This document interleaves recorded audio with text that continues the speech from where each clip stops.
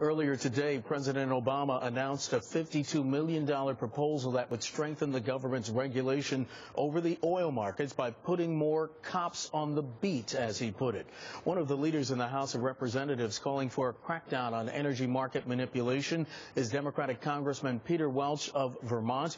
The congressman joins us now from Capitol Hill. Congressman Welch, welcome back to Bottom Line. Always a pleasure to have you on.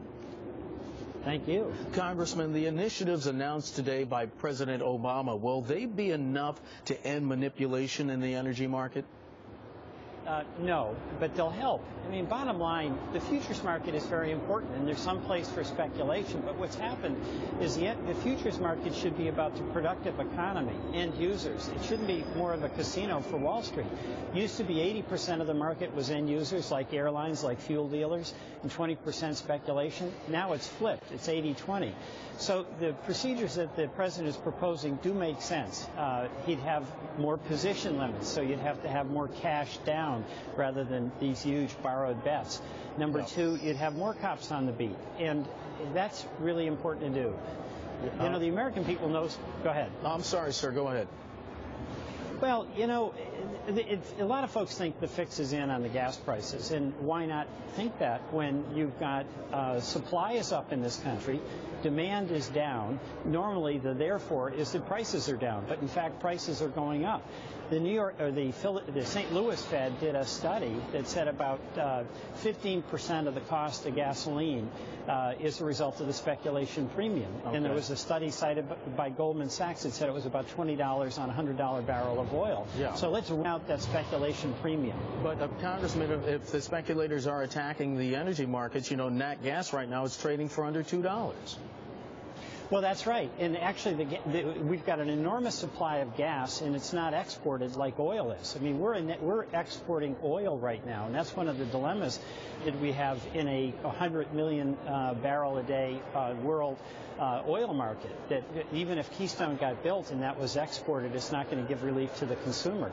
Natural gas is a huge resource, and actually there's a lot of good reason why we should try to use it to provide for transportation here. But, Congressman, hasn't there always been speculation to varying degrees? Isn't this about the economics of supply and demand and market volatility and not about market manipulation?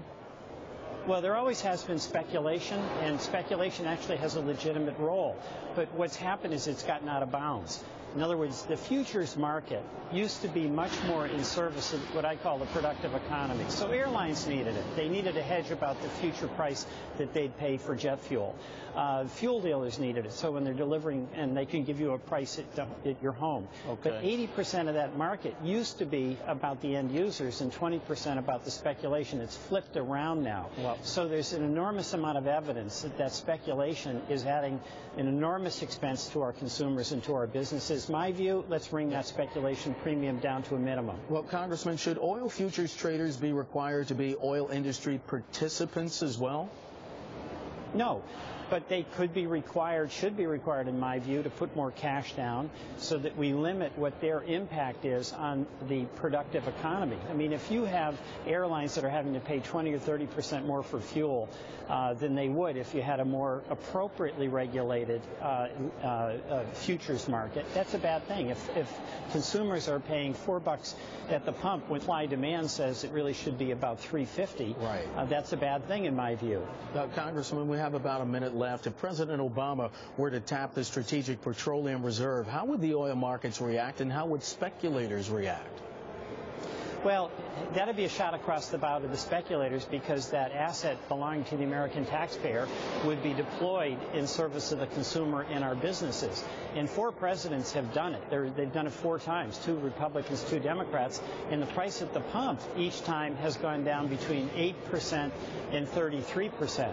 So I think the president should deploy the Strategic Petroleum Reserve. It would spook the speculators, get them to back off, and probably give some temporary relief at the pump. Democratic Congressman Peter Welch of Vermont joining us from Capitol Hill. Congressman, always a pleasure. Thank you for your time today. We appreciate it. Thank you, Mark. Up next, an exclusive